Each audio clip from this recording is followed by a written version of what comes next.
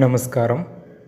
இந்த வருடத்தில் சந்திர கிரகணம் வருகின்ற ஞாயிற்றுக்கிழமை 7/9/2025 ஞாயிற்றுக்கிழமை இரவு 9:56 விடியற்காலை 1:26 வரைக்கும் சந்திர கிரகணம் நடக்குது.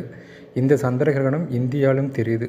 அதனால் இந்த சந்திர கிரகணத்தால் எந்த நட்சத்திரங்களுக்கு பாதிப்பு வர வாய்ப்பு இருக்குது அப்படின்னு பார்க்கும்போது, குருவி நட்சத்திரமான பூரட்டாதி, விசாகம், புனர்பூசம், அதே சமயம் புரட்டாதிக்கு முன்னும் பின்னும் நட்சத்திரங்களான சதயம், உத்திரட்டாதி, இந்த 5 நட்சத்திரங்களுக்கு பாதிப்பு வர்றதுனால இந்த 5 நட்சத்திரக்காரர்களும் சந்திராஷ்டம் முடிந்த பின்பு திங்கட்கிழமை காலையில் தலையில் அருகம்புல் வைத்து, அப்படி இல்லாத பட்சத்தில் வெள்ளெருக்க இலைகள், இது ரெண்டில் எது கிடைக்குதோ அதை தலையில் வைத்து, அன்றைக்கி புனித நீர் வீட்டில் இருந்தால் புனித நீர் வச்சு உடல் ஸ்தானம் பண்ணிக்கங்க, குளிச்சுக்குங்க.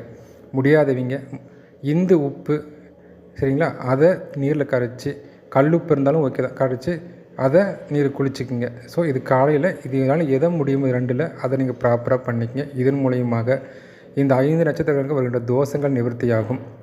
அப்போது மற்ற நட்சத்திரக்காரர்கள் என்ன செய்யலாம் அப்படின்னு பார்க்கும்போது, அன்று இரவு எல்லாருமே மொத்தமாக அன்று இரவு உணவு அருந்ததை நிறுத்திட்டு பழங்கள் மட்டும் சாப்பிட்டு வயிறை காலியை வச்சுக்கிறது ரொம்ப முக்கியம், சரிங்களா.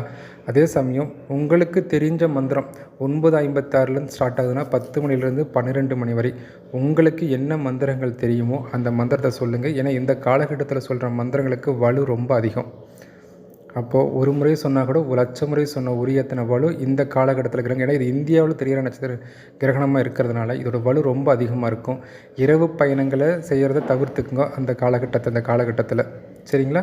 இதை ப்ராப்பராக மந்திர உச்சரிப்பு செய்யும்போது இன்னும் வரக்கூடிய பல நாட்களுக்கு இந்த மந்திர உச்சாடனம் செய்கிறதுனால நிச்சயம் உங்கள் வாழ்க்கையில் ஒரு நல்ல மாற்றங்களை இந்த கிரகணம் உங்களுக்கு ஏற்படுத்தும். நல்லது, வாழ்த்துக்கள்.